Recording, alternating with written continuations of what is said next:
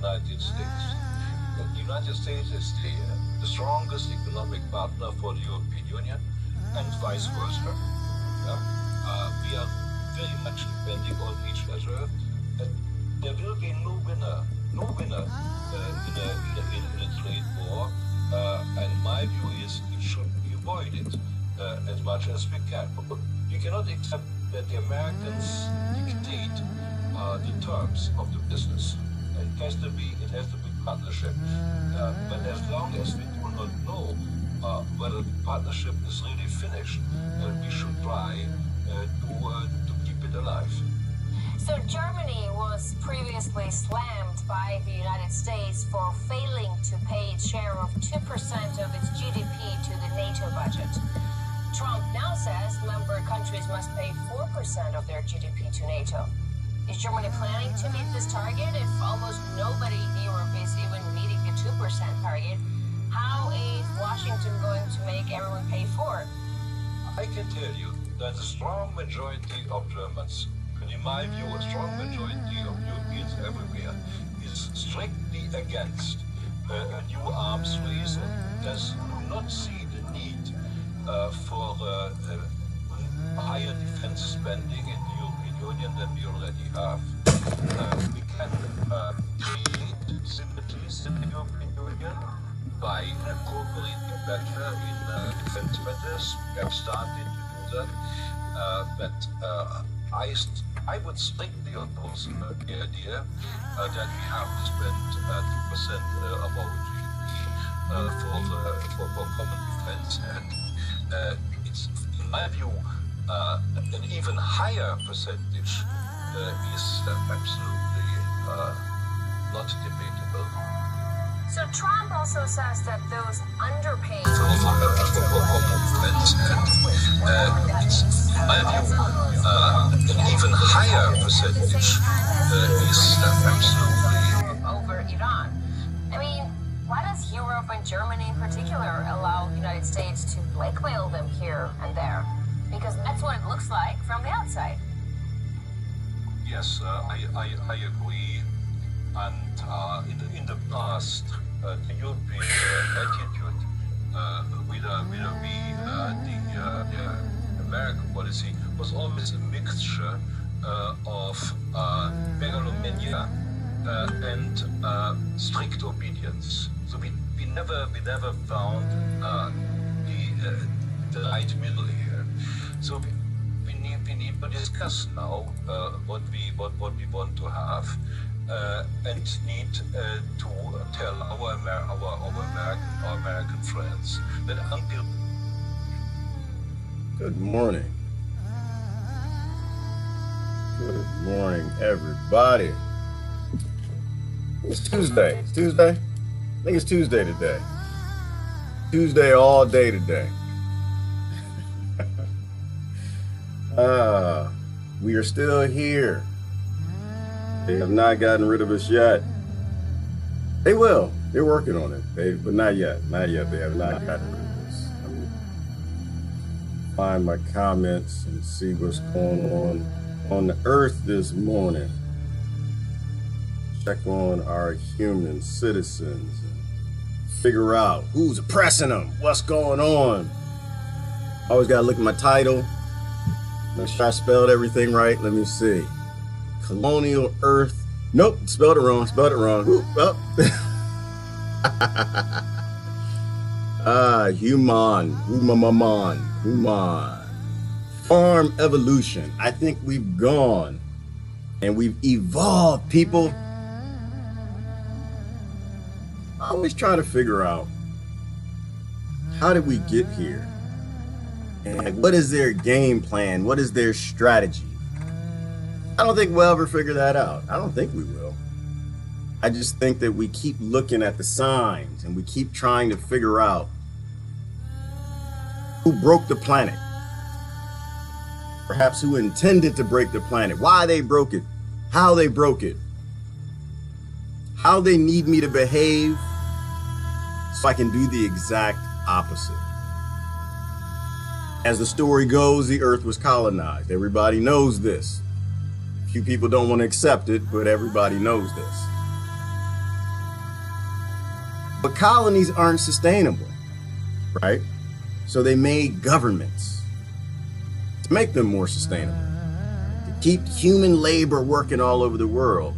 And I think now we're coming into a place of sustainability of the colonies, developing them into farms, making them highly productive, much more, putting in a business model to make sure the money flows all over the world. Thus the World Trade Agreements, the TPP, the North American trade agreements, these things that nobody can make go away, no matter who you vote for, no matter what you like, what you ask, no matter what your leaders say, these things can't go away because we're coming into this sustainable human farming model where whoever controls all of this stuff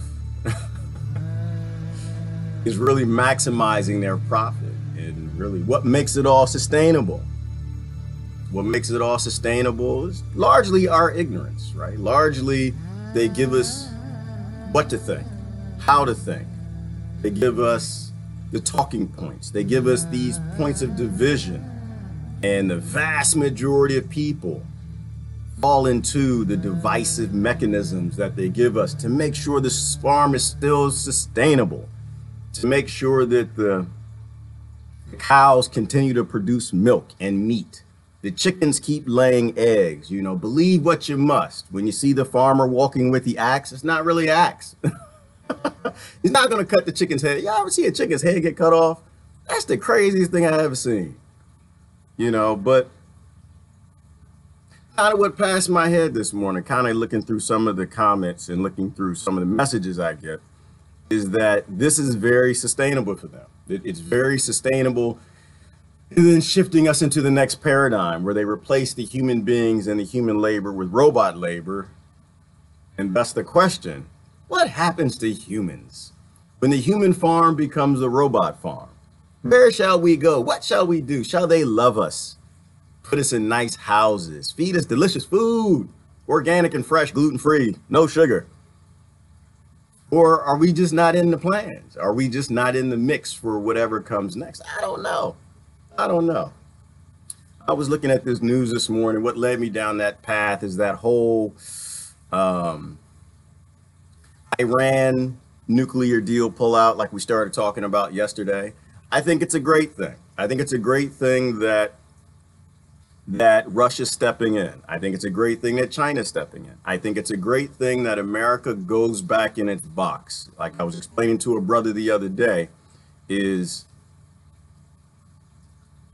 if your economy is based on murder, you don't get to keep your economy. If your economy is based on war and killing our species, that economy shouldn't exist. It doesn't matter that I live in America. It doesn't matter that I'm American. I'm just in the fencing for America. That's not my fencing. I'm a human being. But we shouldn't be the world's leader.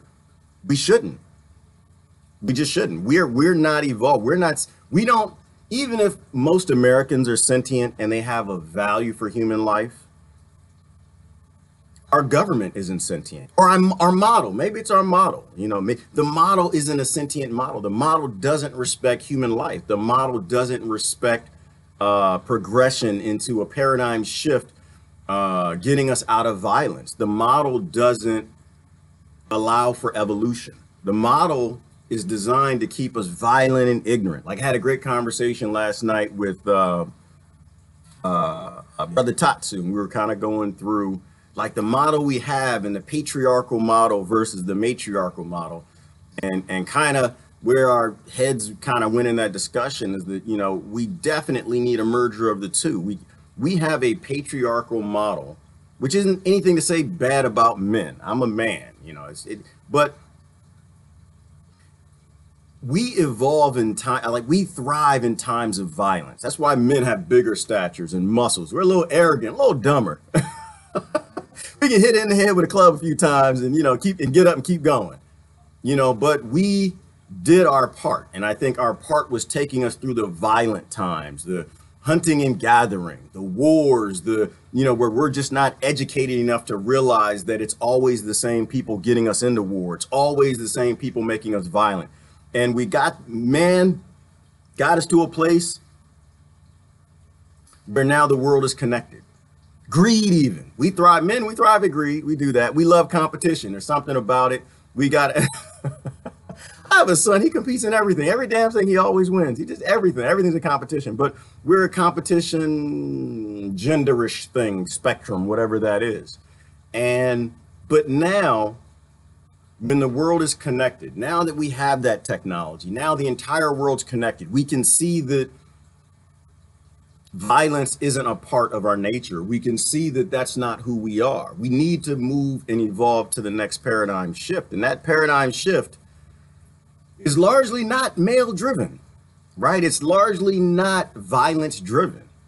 It's largely, it needs to be more of a matriarchal influence that is more designed for a respect of human life, a respect of earth life, more sentient. There's a reason why women bring life into this world and we don't, so, but anyway, that's kind of what I'm going with. That is that right now the model for the world of America running everything and the CIA running around murdering everybody, starting wars and this nonsense, it's not sustainable.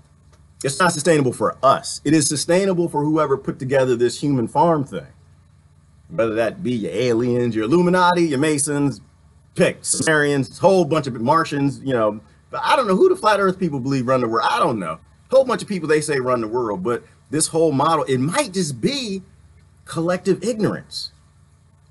Imagine that. Maybe it's not like this big conglomerate of banks and corporations and dark men in a dark room, hoods, and maybe it's not that.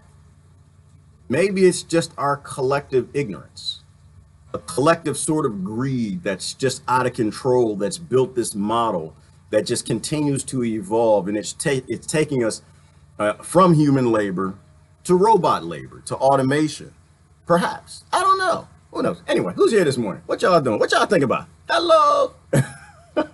Good morning. Let me see. We got Crystal and Mary, Muhammad, Elaine.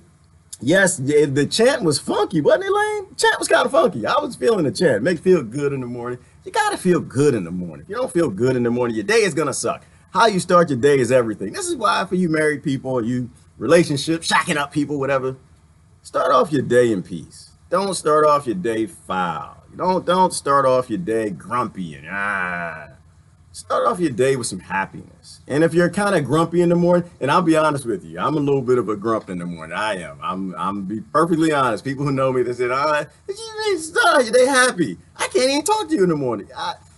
In the morning, you ever seen the movie, The 13th Warrior? Good movie. There's a part in the movie where the Vikings are coming in and there's a mist.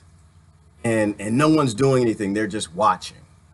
And they're coming up to the shoreline and they're saying, well, we're not going to respond. We're not going to do anything because we don't know what's in the mist is real. We don't know if what's in the mist is real. And in the morning, I like to wake up. I don't turn on the news, not right away anyway. I don't really want to talk to anybody. I don't check my phone. I don't look at text messages. I don't let anything drive me. I just kind of need to do my woosah in the morning. So you got to have some good music. So I agree with you, Lane. You got to have that. But you got to have peace, because how your day starts off, it's kind of like a snowball, a cascading effect where, snowball starts rolling down the hill. And after a while, by noon, you can't get a hold of it. By 1 o'clock, it's going this way. 4 o'clock this way. Your brother called, your wife called, your husband called, need this, the kids need that. And your whole day is gone, and you're just basically chasing after your life. So I agree with, there was a lecture I was listening to a while back where they just said, wake up, breathe. You don't know what's in the mist if it's true. It's in the mist. You don't know if Fox News is lying to you. You don't know if MSNBC and CNN are making it all up. You don't know if it's a false flag. You don't know you don't know if your brother's just trying to get you to his house because he wants to dig a pond, put in some fences or something like that. You don't know those things. But you want to let what you are, who you are, wake up and feel the day. And plus you can destroy somebody else's day. You talk to people too early. Don't talk to people too early. That's my take on it. Good morning, Renee and Linda, Alicia and Stacy. Yeah, it's been a while, Alicia. Welcome back. Human. Yes, I can spell it right now. Shannon and Ann and Yvonne. Let me see. I want a picnic in the trees behind you. Alicia, you should, because that's what we are. For some reason, people think that we are these little ignorant, violent creatures that live in boxes and eat GMO and go to offices. And we're not indoor creatures, y'all. We are outdoor creatures. Anytime you can get out in a space for some peace, go get it. Go get it. You're having trouble dealing with your marriage. You're having trouble dealing with your friends. You're having trouble dealing with all this stuff that they like to think is political, but it's not. It's just murder. You got to find a quiet place. Some of my places, a little waterfall around the corner, a little stream I go to, got a little picnic bench. I sit there, I relax, and I just think. You got to think. Good morning, Crystal. Let me see. We got a few organizing out of greed and power and the majority not paying attention. No, Crystal, they're not supposed to, because the human farm is sustainable, right? It's very sustainable. They have people completely locked into making sure that the wars that started the colonies and the slavery and now sustainable farming, sustainable human farming, works well. Like, they have a sustainable model. They have a lot of, the majority people, like you said, are propping it up. You know, which is why I always go back to the whole point. Let it fall. Not gonna hurt. Let it fall. Yeah, bumps and bruises. I won't say it'll hurt. I mean, if you look at the history of the human race and what we've gone through in terms of collapse and calamity, it's not going to hurt that much. You know, we know how to grow food. We have automation. We have robots. We have software engineers. We have the ability to sustain ourselves. A fall won't be that bad. So I'm not worried about a fall. But I think the biggest problem is we can't get to that place yet, where most people realize the world is sick. That's the problem. I think the world is sick. I think the world is probably in some sort of a cancerous format. We have a malignant tumor that grows within and it spreads to other people. And so they want this to keep going. I got blocked for the first time yesterday. I got blocked. I got blocked. I was trying to figure out, what did I say yesterday? I won't mention the name. I was trying to figure out, what did I say yesterday? This young lady felt that she needed to block me. I kind of counted her as an online friend. I thought she was a friend. We didn't really agree so much. She was kind of deep on the right or something. But I think maybe it's when I said that I think it had to do with the Taliban. I think that, and that's another thing that makes this sustainable, is they have people believing this nonsense. They have people believing that we're there to help. And people actually believe, in other countries, they actually believe that, right? So I posted a status the other day to kind of explain a bit further what I mean. And one of the biggest hits is we say, well, we went to go save women. We went to go help women because the Taliban were stoning people. I don't know. Let's say the Taliban stone 5 women a day. It's a lot of women. How many do we stone a day? And my thought is, stoning somebody is killing them with rock. How many women do we bury under concrete blocks every day? How many children do we bury under concrete blocks with missiles fired from drones every day? How many senior citizens do we do? So we went to save women from the Taliban, who maybe stone 5 women a day. And how many do we stone a day now in all of our said wars and unsaid wars around the world? All of our destabilization, 50, 70, 100? We empowered people who are significantly more violent to go stop some other people who needed some help, right? I don't condemn. There's go with me for a minute. So I think she blocked me for that. I think she didn't like that. I think she's got it in her head that it's a better idea to send America in and force their violence on people than to try to educate the people who are there, who are living in violence. I mean, how many cultures have we pulling out of that violent belief that, well, it's not a violent belief, it's an ignorant belief that women are cattle? How many people, how many cultures, the majority of cultures, we've pulled them out just by showing them it's a better way. How many women have we pulled out? By showing them you don't have to live this way. You can move out, you can leave. you know, so we can do things in a peaceful way. We know we can do things with education. And so, so I got blocked for the first time. But I wanted to explain that. If anybody was upset about that, it's because I try to look at where a project takes you, right? Like I try to look at not just what are we there to do. I came out of the corporate world, right? And in the corporate world, we excelled at many things that government didn't, you know, mainly because we had measurable results for everything. So as an example, we'd roll out a project. Let's say it's Project Free the Women from Afghanistan, then Free the Women from the Taliban. Say that's the name of the project. We roll the project out. Before the project starts, we have measurable results. We say, okay, so the goal is to stop 5 women per day from being murdered by their husbands or the community, whatever's happening. And I don't even think it was that many. But I don't know. I'll put that disclaimer in there. We'd have a stopgap point after the project starts where we would do a measurement to say, does the project actually bring about the result that we wanted? And if the project didn't bring about the result, 5 women a day dying from stone turned to 15 women a day dying from drone, we would stop the project immediately, right? Because we weren't meeting the result of what we were trying to accomplish. And this is how our minds have to think. We have to think in these ways in terms of the laws that we clap for, the politicians we cheer for, the parties that we want to stay a member of. If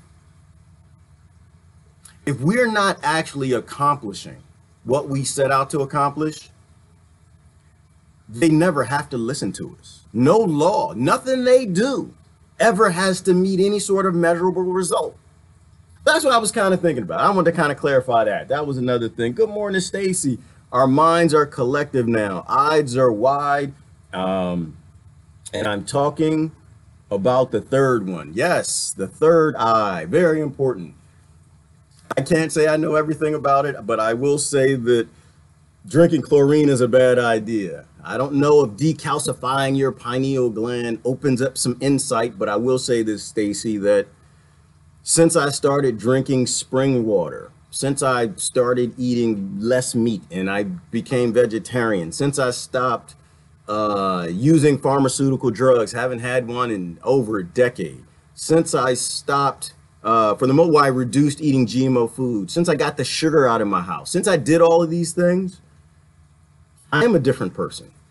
It's weird. I can't explain it. I don't know if it's the pineal gland opening up. I do know that I have dreams now. I remember some of my dreams. Some of them do tend to be lucid on rare occasion. I start to have, what do they call it? Deja vu. I start to get that deja vu. And I don't know what much of this means. I do spend my time listening to a lot of my spiritual friends, my friends who do energy work. You know, these are things, and don't get scared. And my Christian friends, sometimes y'all get scared. Don't get scared. You don't get scared. Don't kill nobody. Don't murder nothing. Just keep in mind that there's so much more mystical on this planet than what we understand.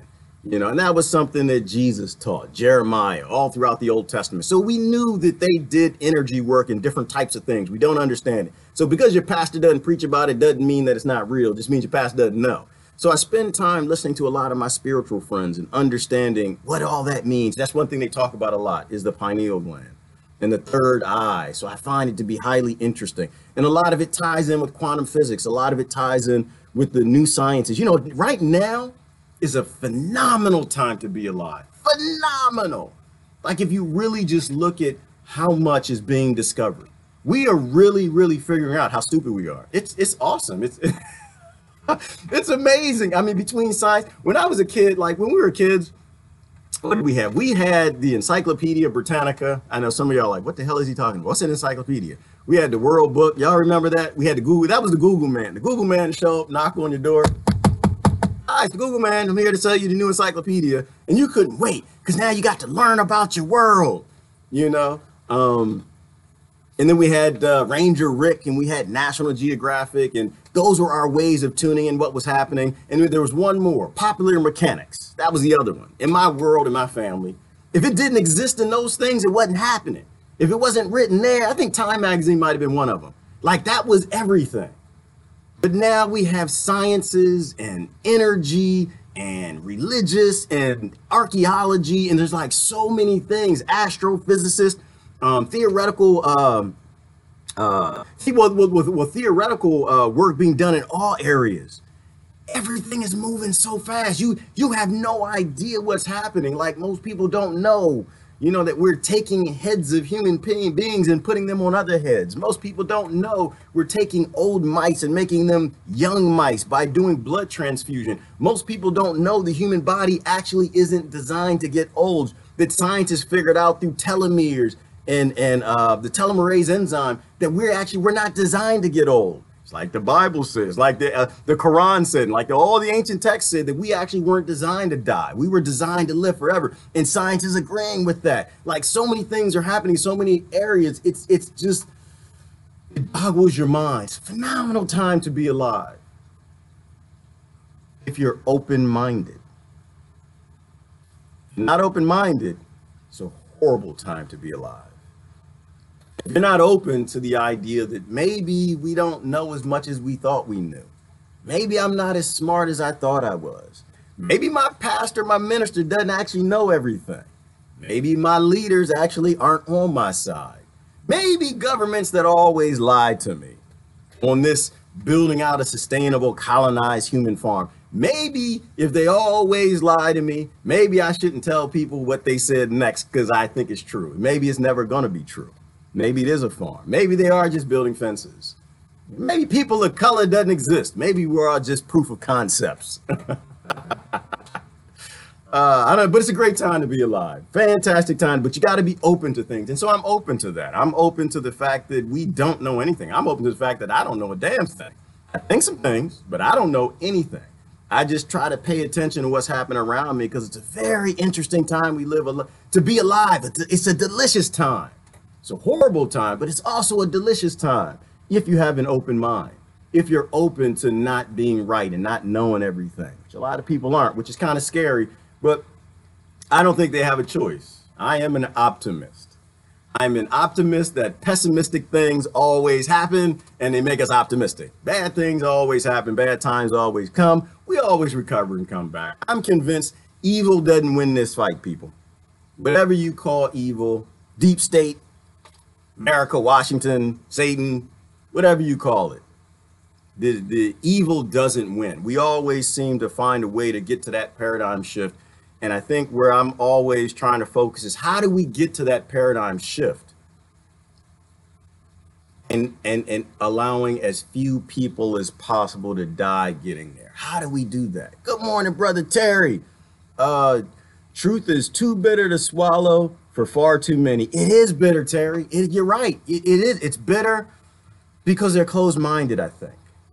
I think that's it. I think it's bitter, brother. You tell me if I'm wrong, but I think it's bitter because they're not open to being wrong. Right? They're convinced that they're right. They believe, because that's what makes this human farm so sustainable, is you have so many adults who actually know everything. You can't tell them anything. They know for sure. I was looking at an article this morning. Oh my goodness. Why is the Washington Post still a thing? Why is it still a thing? Will somebody put the Washington Post out of its misery? This is ridiculous. Somebody wrote an article in the Washington Post about why Hillary Clinton is the strongest candidate to be able to take on Trump. I'm not even in that world. I don't get it. But that's why it's sustainable. It's sustainable because they don't want to swallow any truth. They don't want to swallow any truth. They just want to be right. And it's a scary time. It is scary. But I think we get through it. I think hard times actually bring about good times. So I'm not so worried about it. Good morning, Wilhelmina. Brother Mark, good morning. When waking up, many attack first. Going to their safe zone. Why I think people block on hard topics for so to wrap their minds around. Praying for them. How I think. Brother Mark, always love how you think. You're a funny dude. Mark, if y'all don't follow Mark is hilarious. He always has me laughing. Yeah, well, I think it's scary. And it's, but I guess what might actually be more scarier than the times today is that you would actually block somebody because you're scared of what they're saying. Like it's one thing to remove somebody as a friend, but to remove you as a friend and block you, like, I don't want to know anything that's coming from your space. Like, that's deep. First time it happened to me. I wasn't bothered by it, but I was intrigued. I was curious. I was curious as to what drives, I love sociology. What drives the human mind? What drives an adult to a place where what you say is so dangerous to their existence? It's so fragile. They live in a glass house, and the words that are coming out of your mouth are stones. And it might not even been anything I said, to be honest with you. I don't know. Might have been, usually when people leave, they leave you with a few F-bombs. I didn't get any F-bombs, and why? But there might have been some discussion you guys were having with the young lady. I don't know. But it's interesting. It is interesting, but try to have an open mind. We got to have open minds. We got to be wrong. Some of y'all are still debating about flat earth. That's why I don't debate about it. I don't know. I don't know. If somebody flew an airplane down and why can't we go to Antarctica? I agree with that. I agree when it comes to flat earth. I question it. Why can't we go to 7 billion people on this planet? There's one continent you can't go. I mean, you can go there. You can spend about $15,000, get off the boat, take some pictures with the penguins and get your butt back on the boat. You can't just go and get a helicopter and go fly and explore in Antarctica. You can't. You know, so I don't fight with the flat earth people. In fact, I'd love to interview one. I'd love to know a little more. Why do you think the earth is flat? Against everything. But you know what? If someone flew down there and they found out the earth is flat, saw the big ice wall, I wouldn't be surprised. I wouldn't. I'd like Brother Terry said, I don't know anything. I only know the sustainable things that the human farm has given me to know. The things that they hide, I'm not allowed to know. So why in the world would I build up my reality on their sustainable human farming information? I'm not going to do that. I don't know anything. Buddha can come out the sky tomorrow in a UFO, and I'm good with that. I'm like, oh look, it's a UFO. I probably go live, like, look, y'all. You know, but it wouldn't surprise me. I don't think I know it all. I don't think we know anything. I think when that whole colonial thing happened, well, I don't think we do know this. They burned up a lot of our history. They got rid of it, you know, which is part of the theories of why the pyramids are there, that the Hall of Records is under there, that they hid the Hall of Records in some, multi-dimensional field where we can't access till as a collective around the world. We evolved to a certain point where we can access them. And, you know, and some people through their pineal gland say they can access the Akashic records. I don't know. But none of it surprises me because I don't know anything and I don't convince anybody I know anything. Yes, Ellen, we got to be on a higher frequency. Good morning, Brother Harvey, Brother Ron, good morning. Ellen said, I love to read the encyclopedia. Yeah, I did. Well, that was our access to the world. We didn't have an internet.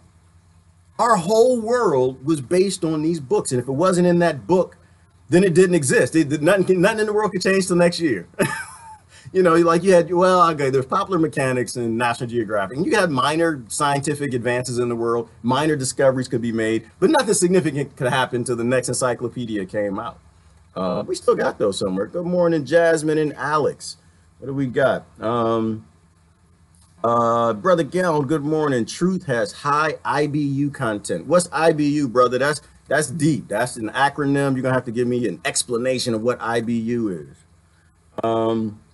Arrest the judges, arrest the bankers, bar members, and that's the beginning of freedom to learn to teach again. Sue, I'm with that. I'm okay. I'm good with all of that. All of it.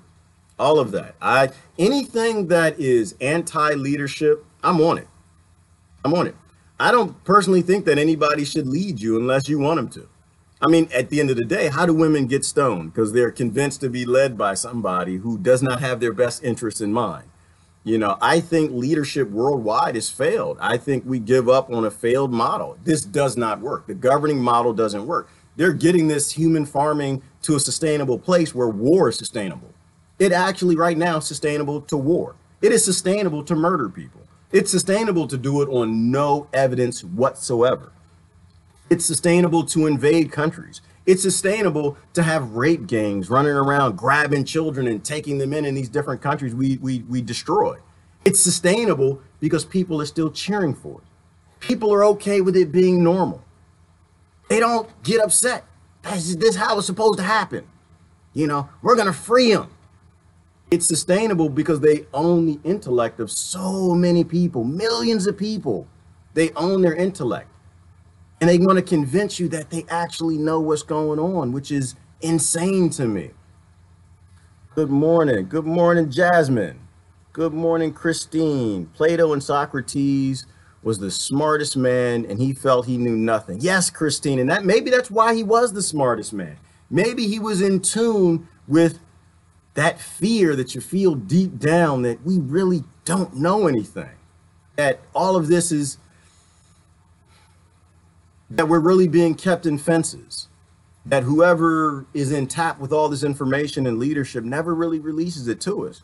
But then, you know, another thing, Christine, is what if we're killing Plato's and Plato said Socrates. Okay, well, Plato said Socrates. So what if we kill Socrates every day? What if Socrates is some of the women that were stoning under concrete blocks, droning these buildings? You know, what if, a lot of what ifs. But I know we're holding ourselves back because we're allowing what is not normal to be normal. We're allowing things that would devastate our lives. You know, someone like in India, like they're having this rape epidemic that's happening for whatever reason. I haven't looked too deep into it, but it's largely because, you know, we don't utilize any technology to help people. We utilize technologies to make massive amounts of money. That's one piece of it. But these things happen because we're not evolving. We've stopped our evolution and we refuse, too many of us refuse to restart it. So I agree with Sue. I agree with anything that's violent. Anyone who has a violent solution, the answer is no. That's what I agree with. Judges have violent solutions. Taking people, throwing them in cages, no. The laws legislators write, they give to the police, no. You know, the bankers, right? How does a bank make, you know what a bank really is? A bank is basically a day trader. It's a market trader. It's a human trader. It actually makes money on destabilizing human beings. When things are destabilized and chaotic, more money trades hands. When more money trades hands, more money is made. That's why Jesus hated the money changers. My Christian, where my Christians at? That's why Jesus hated the money changers. And the banks are the money changers. Why? Because they make money when money changes hands. So banks don't make money in times of sustainability.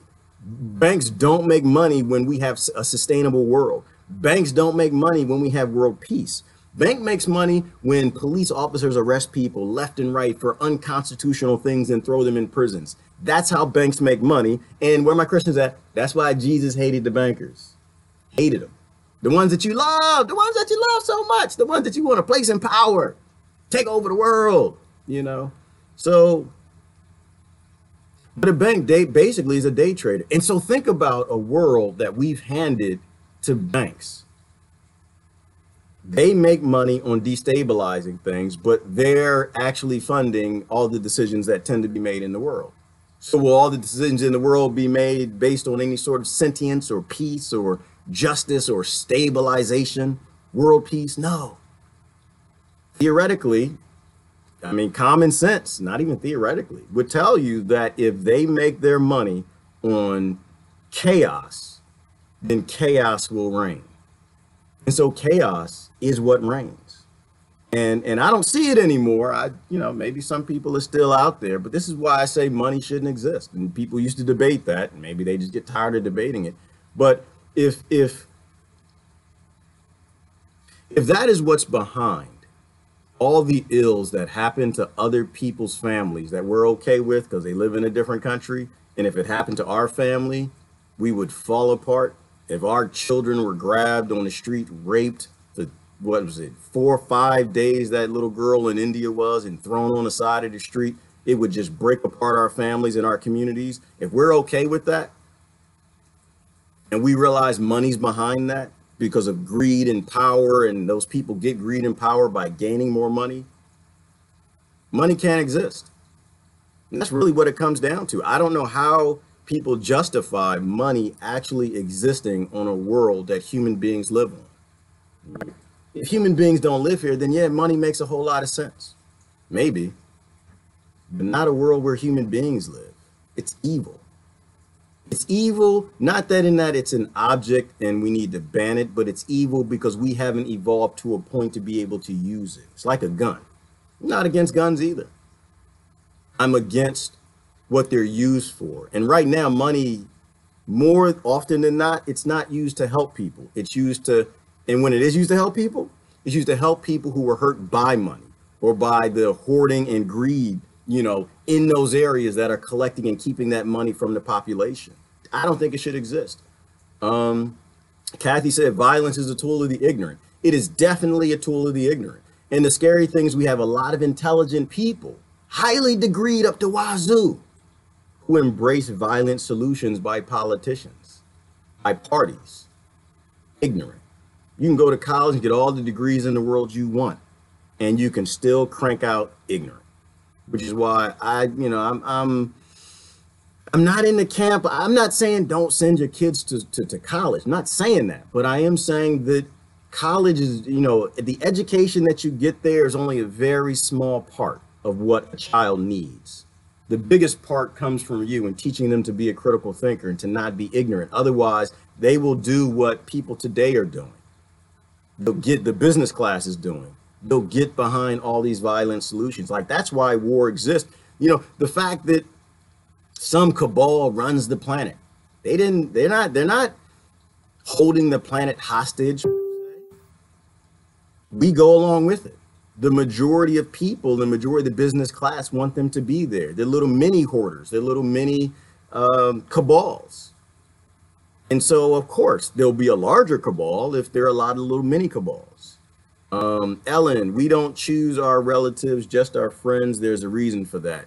Yeah, and I think there's some good lessons in that too, Ellen. Our family's our family, and we love them because they're family, even when they irritate the hell out of us. We got to do that with our friends too. I think it's a great lesson. I think your friends infect you with new ideas, and they teach you how to be more sentient. And I think you're supposed to take that home to your family and teach them by example too. That's what I kind of think. Ellen says, raise the roof. Sue says, I hate them too. Brother Mike, finance is parasitic. It is parasitic. It's infective and it's addictive. That's the word. It's addictive because people are addicted to it. People will tell you that, oh, I don't love money. It's just a means to an end. But they do. They worship it. They give more time to money than they do their wife. They give more time to money than they do their husband or their family or their kids. They spend 40 to 60 hours a week trying to get more of it. They don't spend 40 to 60 hours a week with anything else or anybody else. The sickness that made the human farm sustainable evolved colonialism and violence and war and normalized it into human farming by putting us in different fencing and getting us to fight over finances, financial decisions, financial solutions that are always violent. The bankers invented their catch-22. Absolutely. Wall Street is a Ponzi scheme, and everybody knows it, Verna. It's a pyramid. Everybody knows it. But they keep buying. They keep saving. They keep taking from other people. Sue says to rid the world of money, and I totally agree. I absolutely agree, Sue. I think if money just disappeared tomorrow, the world would go on.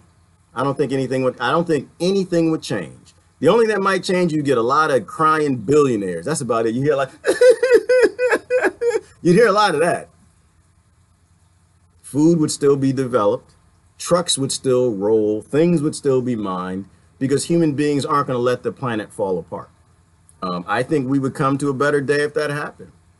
Money is the root of all evil. Yes, Kathy, it is. One day money will be used to kill us. Ellen, money is being used to kill us today. A lot. A whole lot. I think they do a very good job of hiding it from us because that's sustainable. And they do a very good job of getting intelligent people to agree and to go along with it. How many kids now are dead, or how many people are dead in Gaza and West Bank? I think almost 200. And people go along with it. They're okay with it. Like we were talking about yesterday. They think Israel's a religion. They really do. It's scary. They don't think Israel is just a government that loves money and power and land, and it's acquiring as much as it can. South Carolina actually thinks Israel is a religion. That law that goes into effect. They actually, because it's sustainable. It makes greed, murder, and war and the human farm sustainable, that politicians in South Carolina actually think Israel can be discriminated against, that it's a religion, that it's a group, a people. No, it's a government. It's evil. Christ hates it. Jesus hates everything about Israel. Everything. Like Jesus hates everything about America. I'm not sure. Does Buddha hate? I'm not sure Buddha hates. Does Buddha hate? Did Jesus? I don't know. I'm probably getting in trouble saying all this. But they don't like it. Jesus, Buddha, Muhammad, the aliens, microbiology, fungi, and moss, they don't like Israel. Israel kills human life. They don't like America. America kills human life. They don't like Russia. Russia kills human life. That's just the reality of it. Sentient things don't like death. Death doesn't have a pointless death, not for money and resources and minerals, but that's where we are. And we're there because it's sustainable, and people vote for it and cheer for it. Good morning, Ava. Good morning, Charles and Christy. What do we got? Let me go down to the bottom, a little high up in comments. Good morning, Sharistan. Hopi prophecy is that the rainbow warriors, of all tribes who work to the earth, who work to turn the earth green again, swords into the plows. I know the Hopi were in tune with some things that we don't understand. We know the Hopi spoke of things that seem to be mystical. So I have to look into the Rainbow Warriors. I don't know a whole lot about them. Hopefully the aliens, so like I love some aliens. I hope there's some aliens. Good morning, Aja. Your soulmate is someone who changes you the most. Ooh, go ahead, Aja. Go ahead. Which is why there would be a soulmate. I never really thought about whether or not people have soulmates, and what do they call them? Is a soulmate a twin flame, something like that? I hear these things. I don't know that I completely understand them, but I do believe that everybody comes into your life for a reason. I do believe that there are certain people who come into your life for very significant reasons. And if you're not too ignorant, you'll know what it is. I think things work together on the micro like the macro. I think Nikola Tesla wasn't an accident. I don't think Einstein was an accident. I don't think Buddha and all the rest of them were accidents. I think that whether it's some sort of collective need through epigenetics and quantum physics, or aliens, or gods, or something, some species, we're on somebody's laptop and they're controlling all of us, that these things come to us for reasons, these type of people whose brains work the way they do to evolve us and to take us forward. So, and I do agree that people come into your life for a reason, and that you could have a soulmate, not necessarily from a romantic perspective, but just someone who comes into your life because it's what you need. Your brain puts out a call for people, the energy goes out, and the person who has that need just comes into your life and fulfills it to move us forward. Like, I don't believe in coincidence. I think somebody just said, there is no coincidence. There is no coincidence. I don't believe in it at all. Let me see. Good morning, Kelly. If money disappeared, a lot of folks who depend on it alone would flounder and die. I went to school in an affluent town. One little girl told me if there were no farmers, she'd get her food from the grocery store. She's 49 years old, still doesn't get it. If money disappeared, I think a lot of people would flounder and die. I do agree with that. But you know what? I kind of look at, Kelly, today is people are dying now. And if we don't change things, a lot more will die tomorrow. And if we don't change things, many more will be dying next year. People die all the time. What we don't have is we're not evolving to look out and take care of each other. That's why I do like hard times, and I'm fine with money going away. Because if money goes away, it's going to be one of the greatest teachers we have. If money goes away, the farmers will look out for their neighbors. You know, again, the guy that works at the plumbing station, he'll do his part. The electrician will do their part. The mechanic will still do his part. Everyone will still come together. But I think what we'll see is you'll see a coming together of small communities. You won't see anything at the national level.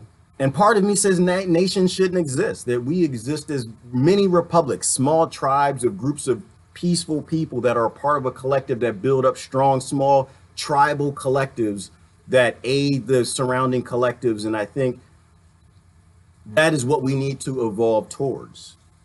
And I don't see any other way of that going away, right? I mean, money really is the lock. Money is the key to ignorance. Money is the key to a sustainable human farm.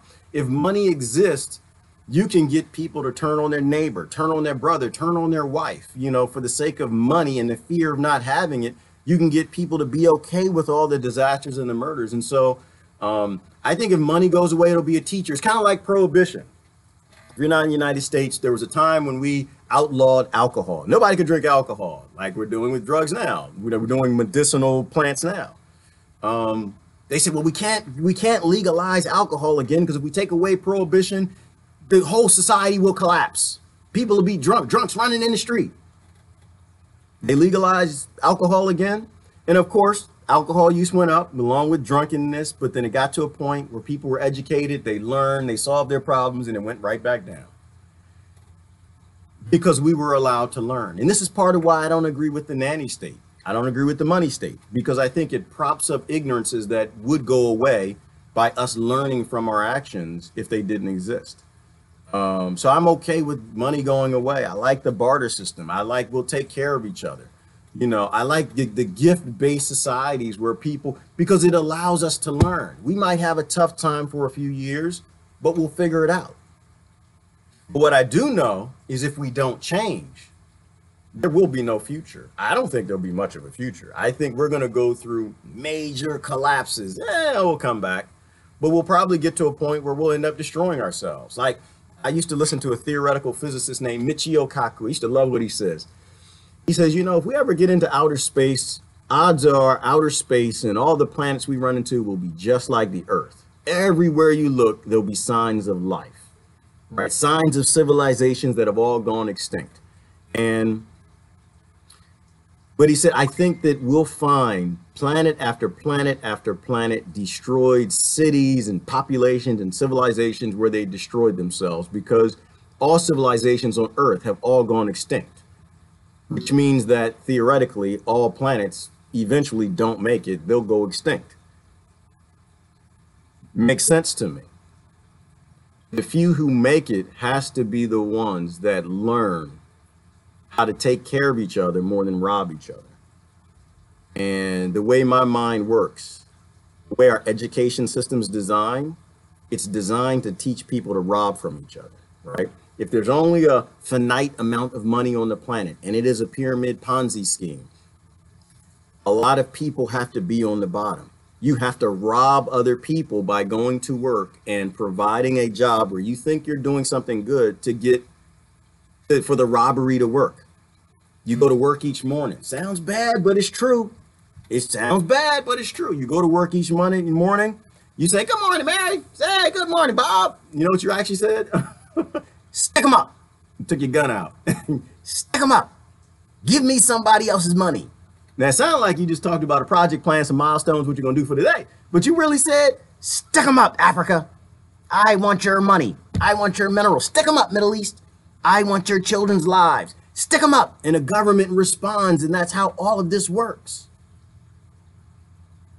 Because we're robbers. We're jackers. Jackers, the jackers. There's a movie. What movie was that? There's a movie called Menace to Society. People on the block, they were standing on the block, they were getting ready to rob. She called her friend. She said, they're jackers, they're jackers. We are jackers. We are thugs. We just don't use guns. We use cars and coffee. Cars and coffee and jobs. And we rob poor people. And we're okay with the people who are actually pulling the jobs, pulling the heist. Our politicians. We're happy with them. We put their bumper sticker on our cars. And we convince ourselves that we're not all being farmed. We're okay with that. That makes it sustainable. Because we don't have to hold the gun. We don't have to see people being robbed and murdered in Africa. We don't have to see 5-year-old kids being shoved down into coltan holes to get the coltan for our phones and our small electronics. It's sustainable because they censor all of that away from us.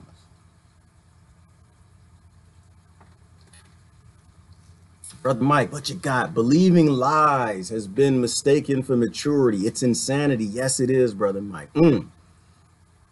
They disguise it well, don't they? They disguise it really well.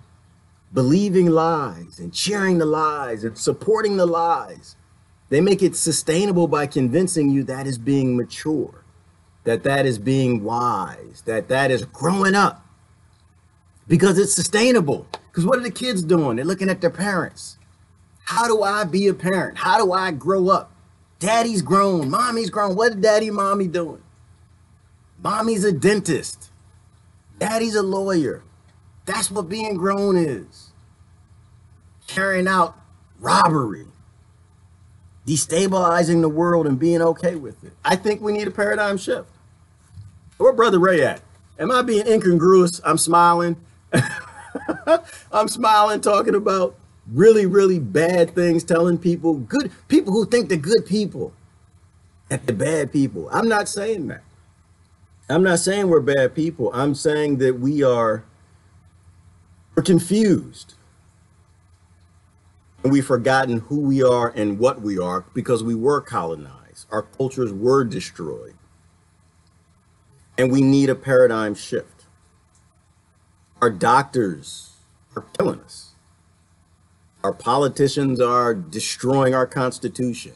Our politicians they started a war with us. Like through the police. They actually have mounted a war on the Constitution.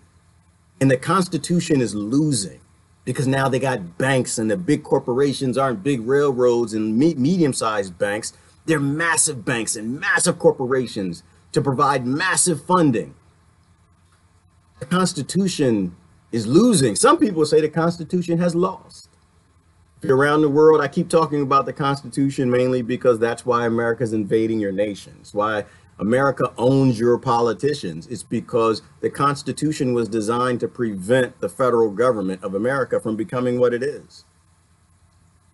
You're like, it's so sick the times. It's so sick. Bloody Gina is heading the CIA now. Right? Like, this is okay. How many people was she responsible for who are now murdered? She should be in a prison, deep underground somewhere, right next to a whole bunch of other leaders. But they're not. Perhaps because we aren't vibrating on the levels we should be. I don't know. I don't know anything about energy, y'all. I don't. I'm trying to learn. Y'all can teach me. My friends are teaching me. She got Tristan. Sending Sue some love. Now you know why we're all screaming out loud. It's a matter of our lives and quality of life. Also, lots of doctors have jihad. That's not jihad. Or glad you found a cure. Go get them. Oh, okay. So I missed something good. Okay, that sounds like wonderful news. But yeah, a lot of us are screaming out loud. And quality of life is huge. That's why you got to be strong. You got to eat organic, stay away from the gluten, drink lots of water, start your own garden. You are the people who will sustain whatever's coming. I think some bad stuff is coming. I think that America is trending. They're pushing it into this place of poverty where we have no choice but to support all military actions. Poor people will always fight, and they keep America divided for a reason. I think that they're pushing us into a place of poverty because that was always the model and the design, that America becomes the heartless military. How do you make a heartless military? You make them poor. Because poor people will do anything the king says. Poor people will get in the drones and pilot them and fly them. This is America's job around the world if we don't stop this. Americans are going to be sitting behind, and I will too. I will too. I'm not going to pretend I'm different. You mean to tell me I'm going to sit here and starve and die? They ban the growing of all food, or we can't grow food or whatever. You think I won't be sitting here on my laptop flying my drone bombing kids? No, I won't. I won't.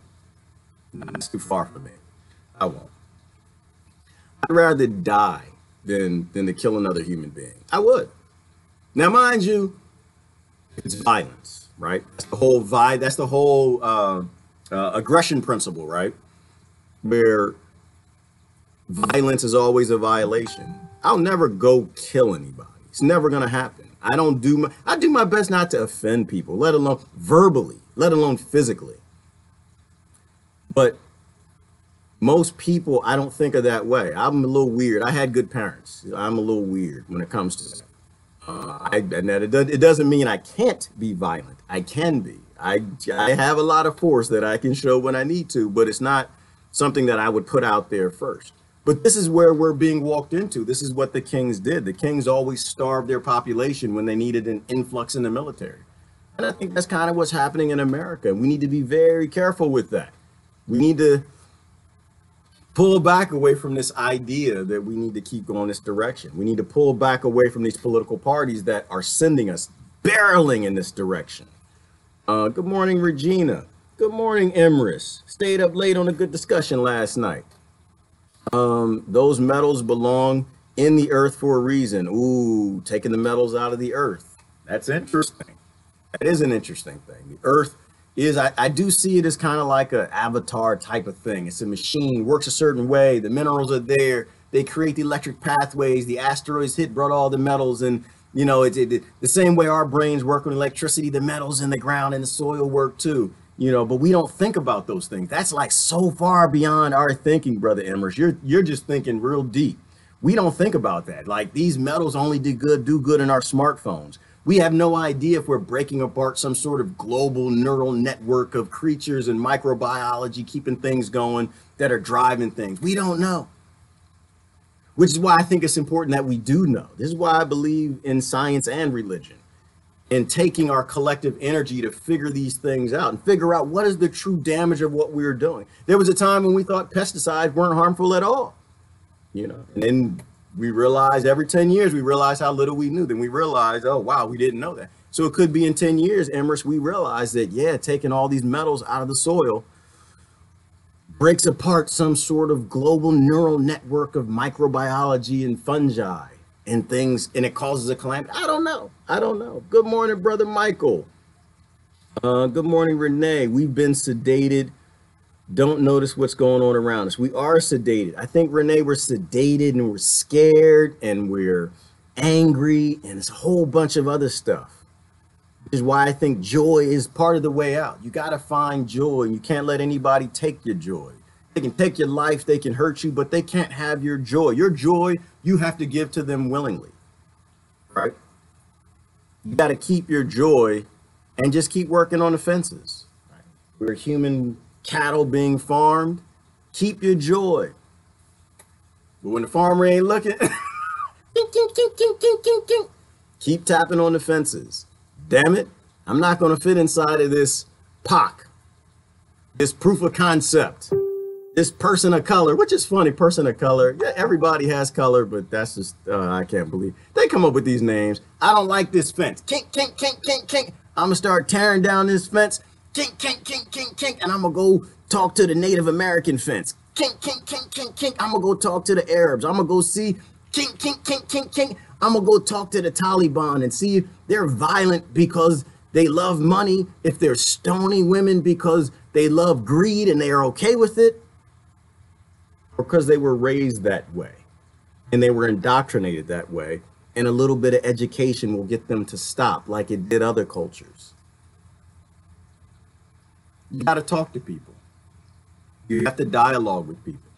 When you try to force people, nothing good ever comes out of that. We have to evolve. We got to be better. We got to learn how to turn the other cheek. Where my Christians at? Turn the other cheek. Turn the other cheek, you violent bastards. I didn't say that. I love y'all. I love y'all. I still am. I was raised that way. But I just see too much contradiction there. And the number one problem with the world, unfortunately, are people who tend to come from there, which is that's why people target them, and why they target back. But instead, you need to be working on your fence too, like the kink, kink, kink, kink, kink. Pastor, are you sure the Bible is the word of God, breathed every word? Kink, kink, kink, kink, kink. There are 8,000 different versions. King James was a nasty dude. He was a king. He was greedy. He was a bastard. Are you sure all of these words he kept precisely as God put them down? The alien. Questioning your fencing, questioning your indoctrination. Don't forget to build the replacement. Oh yeah, brother Mike, but that's the thing. They're always trying to build a replacement, try to take down the fence, and they're always you got the other people trying to build up a new fence in its place. No, we gotta bring those fences down, because that's what makes it sustainable. We take down the borders and divisions that divide people up, and you always have some sellouts trying to replace the fences. Spot on, brother Mike, spot on. You know, you got the doctors and the lawyers that don't want to give up the car. They don't want to give up the house. They don't want to give up the job. They know the pharmaceutical industry bought the AMA. They know that they're not helping people. 80% of the time, they're just drugging them, making a whole lot of money. But they don't have the ability to say no, because they'll lose their license. You know, so free the doctors. I'm all for that too. I say free the police. I say free the doctors. Free the teachers. They're a professional. Let them do their profession. You know, like the doctors are encaged by the AMA.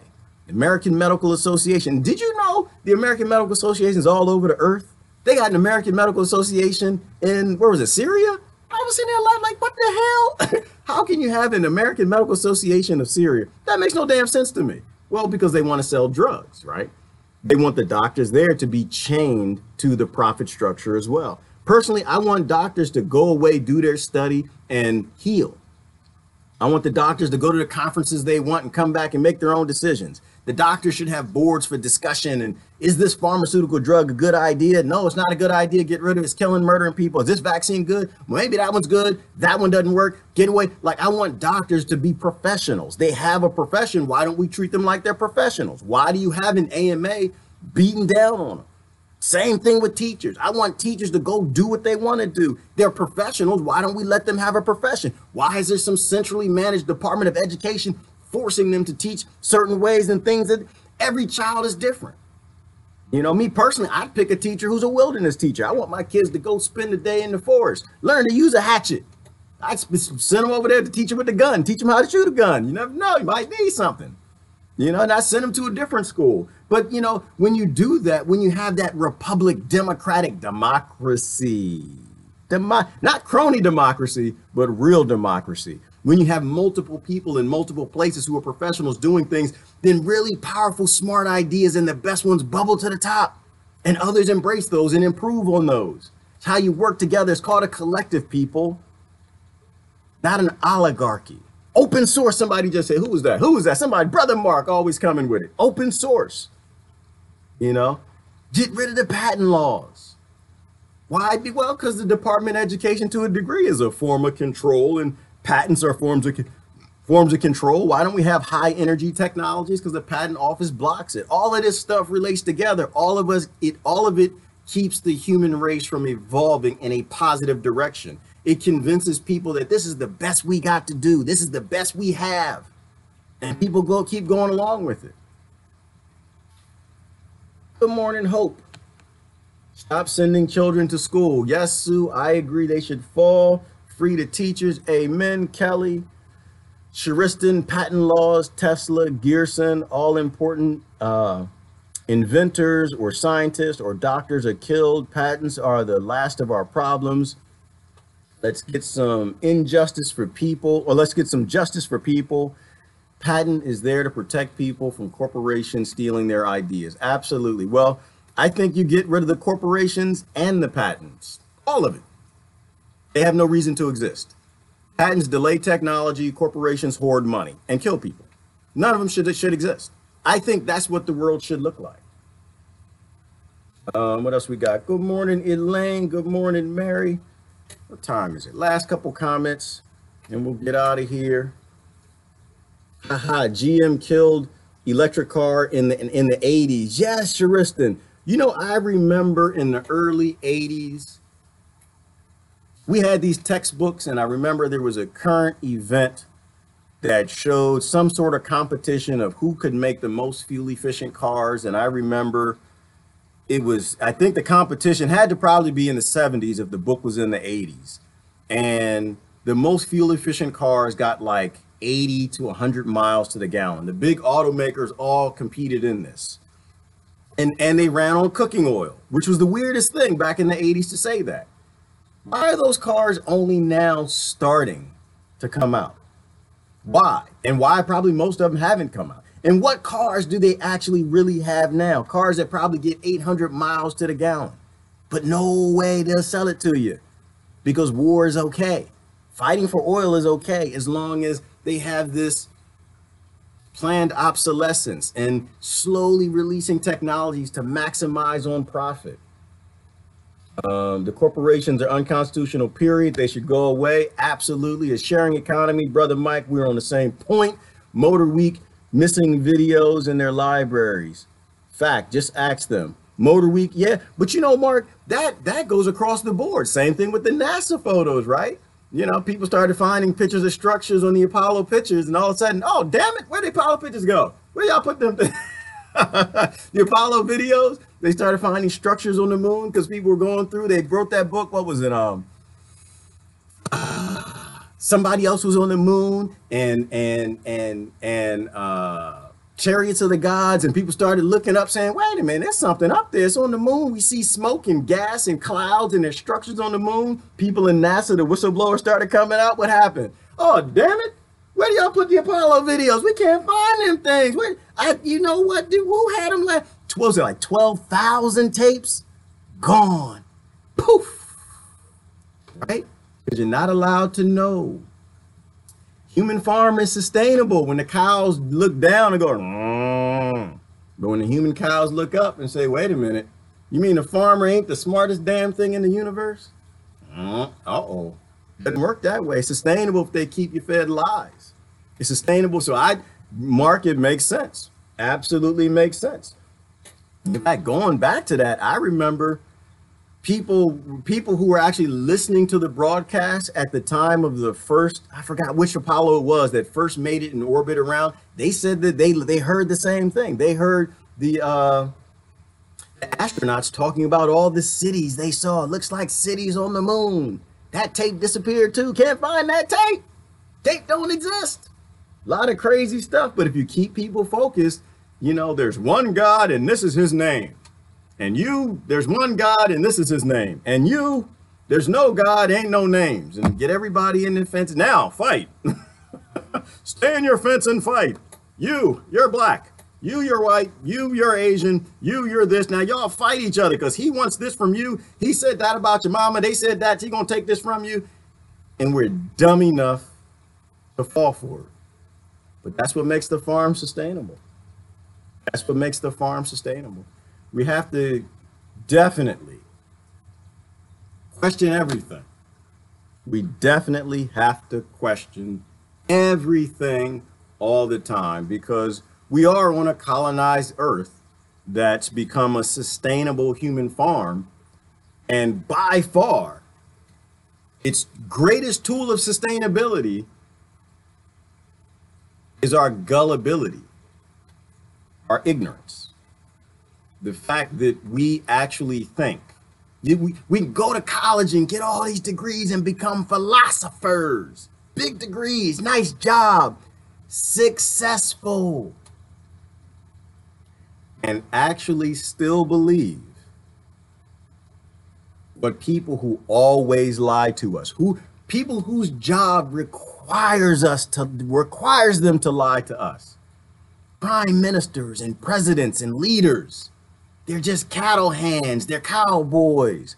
They're gate fixers, farmers. Hold the whips. walk the steer into the gates to have our head cut off so we can go off to the meat packing factory.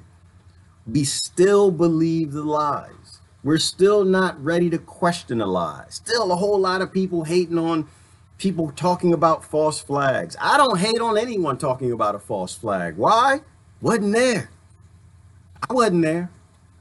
Half the time it doesn't make sense when you look at the news. No, it doesn't make sense. It doesn't add up. It doesn't add up usually because it's not supposed to, because it's a lie. They're lying about something. But they always do this. I think a lot of these things, whether they're true or false, they're the false flags. They keep people in their fences. Gun control, I want you over here. NRA, I want you over there. Don't talk. Don't talk. Don't talk. Don't realize that 99% of the time you all have the same problem in common. That you all got the same exact enemy, and it's not each other. Because you never did anything to each other. You never did anything to hurt each other's kids. But they'll write some laws to get you to do that. Because that's how it works. There is no constitution because they need America divided because America is the military force for the world. We are the military force for the farm. You can keep people in their fences with words and indoctrination when that rules. But there comes a time where you don't use that to keep them in their farm fencing. You'll be using drones and bombs and AI robots. And that's the purpose of an impoverished America, is to make sure that it doesn't have any ethics or morals to prevent its people from doing the worst atrocities, to make sure that banks maximize everything they can make. The biggest corporations stay the biggest corporations. And I say that we're too big and we must fail. That's what I say. So I'm all for American isolation. I'm all for it. I think that we need to isolate ourselves and we need to spend time with ourselves and build a model of government and economy that's not based on murder, rape, stoning women, destruction, all the horrible things that they tell you that all the other horrible cultures are doing. I don't think we should really exist till we figure out how to be sentient. We're not sentient enough yet. And don't worry, the Russians won't beat us in military in China. They're still 20 years behind us in amounts. And so if you're scared that, oh, well, the Chinese will be worse than us if they take over, they're not taking over anything. The space weapons, we have Space Force. We got Space Force. We have Space Force. The space weapons that we have, nobody's touching us. We can take a pause, y'all. We can back down from being the psychopathic leader of the world and figure out how to vibrate a little higher, figure out how to love people, figure out how to have an economy that's not based on murdering children around the world, and then rejoin the world in some sort of a peaceful capacity. My God, we might actually have something positive to add to the world if the West backs down, if America backs down, and we spend time to break down the fences and talk with people and hug it out, heal it out, get all the tears and the pain and the oppression. Get all that out. Show everybody what everybody done did to you and your family, your community, your people, and then build something that's really human-based, not something that's based in greed and money and evil and all the things that people don't want to let go of. That's what I'm thinking, y'all. I think that they have a sustainable human farm, and it's time we stage a peaceful psychological revolution. What was the name of that book when we were kids? Something farm, Animal Farm. We are in an animal farm, gotta find a way out. So anyway, that's what I'm thinking about today. Hopefully y'all have a good day. I will see you on the highways and the byways as we try to figure out how to become a collective again. Y'all have a great day. Love y'all now.